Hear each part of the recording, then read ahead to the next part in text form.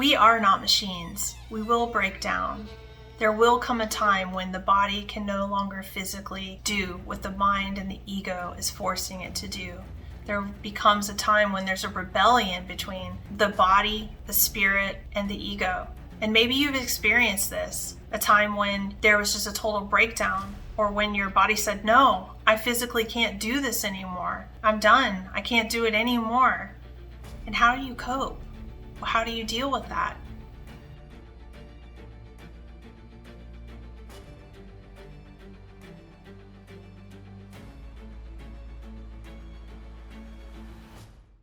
When we work performance-driven lives, it's so difficult because our time is never ours.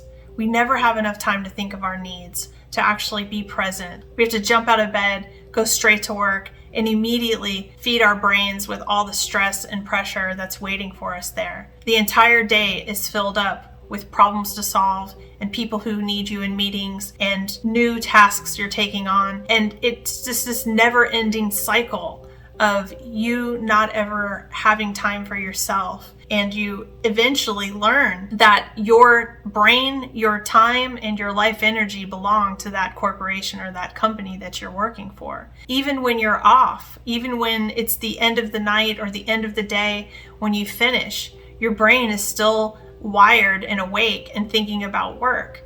So that's why oftentimes people go out and drink like crazy to try to shut that mind off, because they cannot turn it off. It's all day, all night, work, work, work. And so it tends to grind us down. That's why it's called the grind, because it grinds us down into nothing. There is a real phenomenon out there in our culture. People work themselves to death. They oftentimes enter the workforce not knowing who they are, not having any plan as to how they want their life to play out, how the stages of their lives should develop, and where they ultimately want to end up in. And they tend to die inside and feel emptiness and not know what to do with that. So I wanted to talk a little bit about how you might be feeling, or someone you know might be feeling, in order that you can really resolve this problem from within.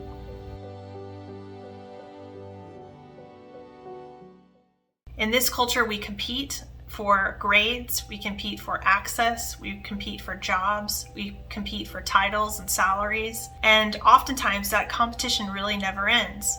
It's a type of situation where we don't really know why we're always competing, but we just think that if we just keep doing the best thing we can, that it'll ultimately just work out, which is not ever the case. It starts in the education system. When we go to school, we don't know anything about real society or life. We are brought into an education paradigm that lays down a framework for how we are expected to live in society as performers. The better that we do at performing, making great grades, meeting milestones that teachers and parents are happy with, and ultimately getting into college, and potentially the best college we could get into, ideally so that we can get the best job once we get out of college to make the most money and achieve the most success. Those are the goals. Now, there's something very important to pay attention to that this process gets in the way of, and that is the child's ability to connect to its emotional truth and knowing its inner landscape. This is very important because your emotions carry with them a lot of information about what you're really experiencing and how you feel about that experience and what would feel better. It helps you mature emotionally over time, which helps your spirit to be able to flourish in your body and in your life. So emotional connection is also a spiritual connection with the self. Allowing your emotions to be acknowledged and accepted will help you to know where your limitations are. It will help you to know where your work is, where your challenge is. It will help you to understand where wisdom can come from. And it will ultimately help you to be able to hear and trust your spirit and have intuition so that you will know things that even your mind cannot perceive. This is very important in life, to develop yourself in this multi-dimensional way. But if you leave that behind because you became very good at the competition that was in front of you, later in life, this will come back to haunt you in a multitude of ways. The cost of leaving behind your emotional self and the connection to your spirit is also the cost of leaving behind true intimacy with the self and true intimacy with others. The further away you get from it, the better you become at denying yourself and denying others their needs. And this is why, as you develop in life, you can feel an emptiness and a meaninglessness more and more, because inside of yourself, there is a deficit that's building. You don't necessarily know what your inner world is. You don't know what needs nurturing. You're not honoring what hurts, what's difficult, and you don't have any ability to really cultivate a life of connection that can help you to experience the best experiences that you really came here for as a soul. When we look out at the landscape of what people call success, what we oftentimes see is how many people have titles, have material wealth, and have bank accounts that look a lot more attractive than ours. And so that's what keeps us on the treadmill, because we are fantasizing that if we just keep throwing our best at every moment in our performance, somehow it'll all make sense one day. Somehow all of that suffering will be beyond us. The truth is that no matter how much success you achieve, that suffering grows. And I have helped some of the people that are the most wealthiest, powerful people in the world to support them as an emotional healer. And what I can tell you is this, that those people, they build kingdoms with that success that keep them on the treadmill and remove from them the opportunity that they can ever get off of it, because so many people become dependent upon them for their livelihood and their careers. And the more and more successful that they become, the less and less they are free to make their own choices. Now, we all have to work in life. Everybody has to work. And work is not necessarily a terrible thing. It's quite important for a human being to apply themselves, to really test themselves and challenge themselves and put themselves to the rigor sometimes to really see how well they can do. There's a lot of important, strong development that comes from challenging yourself. But what I'm really saying is that to become a performance machine, to put yourself in a position where your life doesn't matter, but the end for that business or that company or that goal is the only thing that matters, that's where it becomes very dangerous. Because you are not a machine, and nor are the people around you.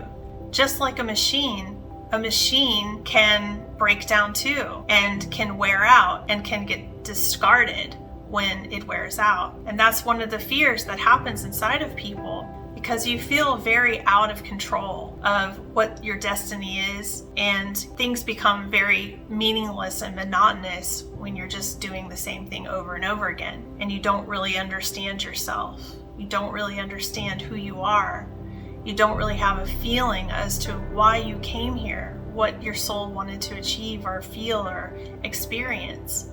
When you're living your life as a performance machine, the people around you suffer too. The connections that you could have, they suffer. Oftentimes, you're not even emotionally available for those around you, for your spouses, for your children, for your parents, for the people that you care about. How much time are you able to really make with them? And how much quality time are you able to give to them? The presence is lacking, because the presence is lacking for your own self.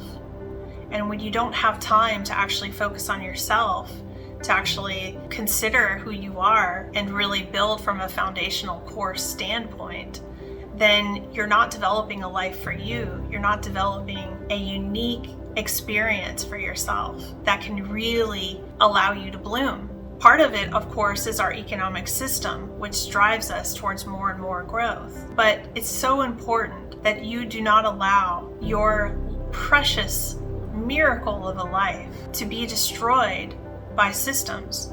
Those systems will crush us all, and they will outlast us all. But what your life is what you're uniquely experiencing, and what you have to give to those around you, and what they have to give to you. And if you don't have time and availability for presence and connectivity and new beauty to be brought into your life, then you become a vacuum and you become empty, and everything around you becomes hollow and meaningless. And a lot of resentment can grow, a lot of anger and pain and shame and regrets. So it's key not to allow performance to take away your entire life. It's not virtuous to die overworking yourself. No one respects that, and yet it happens every day all around us. So it's very important to process your life in a way that's emotionally connecting. And if you've lost the feeling of emotional connection, I want to encourage you to take on that journey, because it's a beautiful experience. And the minute that you start the experience, you'll improve your life every day, every time you focus in that direction.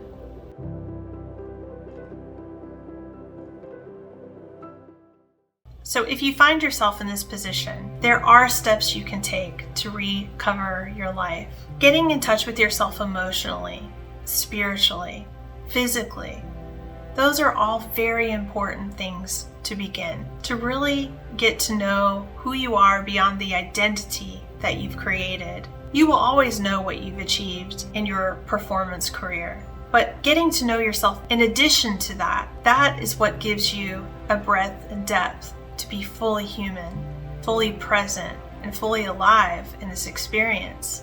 There are so many ways that I would like to help you know how to come alive in this life beyond who you've become in your titles and roles and competitive performance drive. And I hope that you'll want that too. What you have to ask yourself is, on the last day that you're alive, will what you're doing matter to you? Let your body answer that question. What does it say? If your body said no, then there's work for you to do here. And it's not the kind of work that you're used to. It's a concentration where you process your emotional truth in order that your emotional truth can set you free. And that free feeling you will get when you do this processing work, it is the best feeling in the whole wide world, because it feels literally so much better the minute you start doing it. The minute you start really looking at things, the things that you've shoved away in a box in your mind and said, some other time, the things that have been trying to get your attention for years, those things are not there to take from you. They're there to enhance your life. They're there to help you grow and feel the best feelings. They're not always going to force you into a scenario that your mind fears. We are not machines. We will break down. There will come a time when the body can no longer physically do what the mind and the ego is forcing it to do. There becomes a time when there's a rebellion between the body, the spirit, and the ego. And maybe you've experienced this, a time when there was just a total breakdown, or when your body said, no, I physically can't do this anymore. I'm done. I can't do it anymore. And how do you cope? How do you deal with that?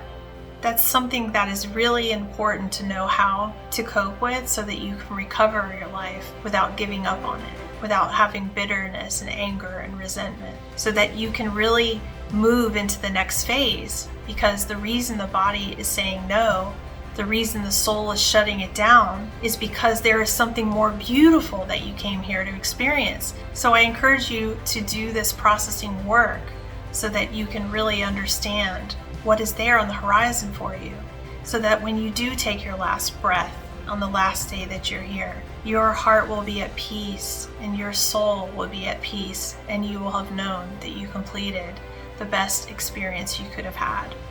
For anyone who would like to do this work, I encourage you to reach out to my website and contact me. I have so much experience helping people recover themselves emotionally, spiritually, psychologically, and physically. I hope that you will encourage yourself to not be afraid, but to actually go into this moment, because this is a true opportunity for you to improve upon your experience in all ways of life. I am Dawn the Empath. Thank you so much for being with me. Be well.